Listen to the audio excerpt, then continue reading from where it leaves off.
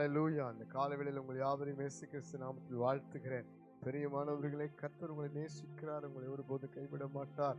உங்களுடைய தேவைகள், உங்களுடைய பிரச்சனைகள், உங்கள் போராட்டங்கள் எவ்வளவா இந்த காலைவேளையில சூழ்ந்திருந்தாலும் அதன் நடுவில் தேவன் உங்களை விடுவிக்கிறவரா இருக்கிறார். ஹல்லேலூயா. மனம் சோர்ந்து போகாதிருங்கள். இந்த காலைவேளையில உங்களுடைய விசுவாசத்தை, உங்களுடைய நம்பிக்கை நீங்கள் கர்த்தர் மேலே வைத்து காத்திருங்கள். இந்த காலைவேளையில் உங்களுக்காக ஒரு தீர்க்கமான வார்த்தை பேசி கர்த்தர் உங்களை ஆசீர்வதிக்கிறார். பாருங்கள், சங்கீதங்களின் புஸ்தகம் 105 சங்கீதம் 41 வசனத்தை வாசித்து பாருங்கள். கண்மலையை திறந்தார், தண்ணீர்கள் புறப்பட்டு வறண்ட வெளிகளில் ஆராய் ஓடிற்று. ஹல்லேலூயா. இஸ்ரவேல் ஜனங்கள் 40 வருஷம் வனாந்தரத்தில் ஓடிக்கொண்டிருந்தார்கள். அந்த ஓடிக்கொண்டிருக்கிற காலகட்டத்திலே அவர்களுக்கு தாகம் என்று சொல்லி ஒரு தேவை ஏற்பட்டது. பாருங்கள், அந்த தேவையின் மத்தியிலே அவர்கள் கர்த்தரை விசுவாசிக்கவில்லை, கர்த்தருடைய வார்த்தை விசுவாசிக்கவில்லை. அவர்கள் முறுமுறுக்க ஆரம்பித்தார்கள். அவர்கள் ஒரு நம்பிக்கை அற்று பேச ஆரம்பித்தார்கள். அவிசுவாசமாய் அவர்கள் பேச ஆரம்பித்தார்கள். ஆனாலும் ஆண்டவர் மனம் இறங்கி தம்முடைய தாசனாகிய மோசேவை கொண்டு கண்மலையை அவர் பிளந்து ஆசீர்வாத நீரூற்றை கொடுத்து ஜனங்கள் தாகம் தீர்த்தி தேவைகளை பூர்த்தி செய்து அவர்களை ஆசீர்வதித்தார். பிரியமானவர்களே, இந்த காலை வேளையிலே உங்களுடைய வாழ்க்கையில கூட அந்த தண்ணீர் என்று சொல்லுகிற, அந்த தாகம் என்று சொல்லுகிற தேவையிலே நீங்கள் ஓடிக்கொண்டிருக்கலாம். சில வனாந்தர பாதையிலே உங்கள் வாழ்க்கையிலே சில காரியங்கள் அப்படியே ஸ்தம்பிச்சு போயிருக்கலாம். கலங்காதிருங்கள். கண்மலையை பார்க்கும் பொழுது அது ஒன்றுமில்லாத ஒரு பாறையாய் காணப்படலாம்.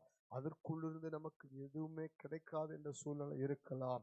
ஆனாலும் அந்த கண்மலை வேறு யாரும் இல்லை, ஆண்டவராய் இயேசு கிறிஸ்துவை குறிக்கிறது. ஹல்லேலூயா. இந்த கண்மலையை கல்வாரி சிலுவையிலே நமக்காக அவர் பிளந்து ஆசீர்வாதத்தின் நீரூற்றுகளை புறப்பட பண்ணினார். விடுதலைகளை, ரட்சிப்பை, பாவ மன்னிப்பை, மேன்மைகளை, ஆசீர்வாதங்களை, கிருபையை அவர் இங்கே எல்லா விதத்திலும் நமக்கென்று பாதுகாப்பை அந்த சிலுவையின் மூலமாய் கொண்டு வருகிறார். பிரியமானவர்களே, கவலைப்படாதிருங்கள். உங்கள் தேவைகள் மத்தியிலே நீங்கள் முறுமுறுக்காதிருங்கள். உங்கள் பிரச்சனைகள் மத்தியிலே முறுமுறுக்காதிருங்கள். உங்கள் வார்த்தையில கவனமாயிருந்து கர்த்தரை நீங்கள் நோக்கி பாருங்கள். அன்றைக்கு மோசே கர்த்தரை நோக்கி பார்த்ததுனாலதான் கண்மலையை பார்த்து பேச முடிந்தது. இன்றைக்கும் நீங்கள் கண்மலையை பார்த்து பேசுவது ஜெபத்தை குறிக்கிறது. பிரச்சனைகள் மத்தியிலே, வியாதி படுக்கையின் மத்தியிலே ஜெபிக்க ஆரம்பியுங்கள். பிள்ளைகளுடைய சூழ்நிலை மத்தியிலே ஜெபிக்க ஆரம்பியுங்கள். உங்களுடைய ஆவிக்குரிய வாழ்க்கை மத்தியில ஜெபிக்க ஆரம்பியுங்கள். காய்ந்து போன, வறண்டு போன சூழ்நிலைகளை தேவன் மாற்ற வல்லவராக இருக்கிறார். தண்ணீர் புறப்பட்டது. ஆசீர்வாதங்கள் இன்று முதலுக்கு புறப்பட ஆரம்பிக்கும். எந்த வழியில வரும்னு நமக்கு தெரியாது. ஆனால் நாம் நம்பிக்கை இருக்கும் பொழுது எந்த வழியில கொண்டு வர வேண்டும் என்று கர்த்தருக்கு தெரியும். ஹல்லேலூயா. அந்த கண்மலையை நோக்கி பார்க்கும் பொழுது அங்கிருந்து ஒரு விடுதலை காண முடியும். இயேசு கிறிஸ்து உங்களுக்கு ஒரு வாசலை திறக்கிறார், வழியை உண்டாக்குகிறார், உங்கள் தேவைகளை சந்திக்கிறார். அது ஆராய் வறண்ட வெளியில் ஓடினது. பாருங்கள், அந்த ஆராய் ஓடுகிற இடம் வறண்டு போய் உங்கள் வாழ்க்கை, குடும்ப ஆசீர்வாதம் இல்லாமல், கணவன் மனைவி, குடும்பம், பெற்றோருக்குள்ளாக ஒரு அன்பு, ஐக்கிய, சந்தோஷம், மகிழ்ச்சி இல்லாமல், ஆவிக்குரிய வாழ்க்கையில் ஒரு ஜெப பாரம், ஒரு தேவ பிரசனம் இல்லாமல், ஆண்டவரை விட்டு தூரமாயிருக்கிற சூழ்நிலைகள், அல்லது விசுவாசம் இல்லாத சூழ்நிலைகள் காணப்படும். அதன் நடுவிலே பரிசுத்த ஆவியானவர் நீரூற்றாய் ஆராய் அவர் ஓடுவார். உங்கள் மூலமாய் அநேகர் வாழ்க்கை செழிக்கும், உங்களையும் செழிக்க பண்ணுவார். கண்களை மூடி ஜெபிப்போமா? அன்பின் பரலோக பிதாவை, இந்த காலை வேளையிலே உம்மை துதிக்கிறோம், ஸ்தோத்திரிக்கிறோம். கண்மலையாகிய கிறிஸ்துவா எங்களுக்கு முன்பாக வெளிப்பட்டு, ஆண்டவரே, நாங்கள் உம்மை நோக்கி பார்த்து, ஆண்டவர், எல்லா சூழ்நிலைகளிலும் ஜெபிக்க கிருபை செய்கிறதற்காய் ஸ்தோத்திரம். இந்த காலை வேளையில விசுவாசத்தோடு, நம்பிக்கையோடு நாங்கள் உம்மை நோக்கி பார்த்து ஜெபிக்கிறோம்.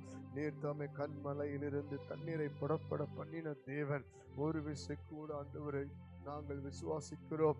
ஒவ்வொரு வாழ்க்கையிலும் கர்த்தர் தாமே சில தேவைகளை சந்திக்கிற ஆசீர்வாதங்கள், ஆண்டவரே, சில எல்லா விதமான பிரச்சனைகள், போராட்டங்கள், தடைகளை உடைக்கிற வல்லமைகள் ஆண்டவரே குடும்ப உறவை பலப்படுத்துகிற புதுப்பிக்கிற ஆண்டவரே தேவ இரக்கம் தயவு கிருபைகள் பாவத்தை மன்னிக்கிற இயேசு கிறிஸ்துவின் இரத்தத்தின் வல்லமை ஆண்டவரை சுகமாக்குற ஆண்டவரே உம்முடைய சுகமளிக்கிற வல்லமை புறப்பட பண்ணி ஒவ்வொருடைய வறண்ட வாழ்க்கையை செழிப்பாய் மாற்றி மற்றவர்களுக்கு ஆசீர்வாதமாய் உம்முடைய நாமத்துக்கு மகிமையாய் மாற்றப் போவதற்காய் ஸ்தோத்திரம். இப்ப ஜெபிக்கிற ஒவ்வொருடைய வாழ்க்கையில் ஒரு புதுப்பித்தல் வரட்டும். இயேசுவின் நாமத்தில் தாழ்மையோடு அர்ப்பணித்து ஜெபிக்கிறோம் ஜீவனுள்ள நல்ல பிதாவே. ஆமென், ஆமென், ஆமென். God bless you. ஒவ்வொரு நாளும் கர்த்தர் அற்புதம் செய்வார். விசுவாசமாய் பேசுவோம்.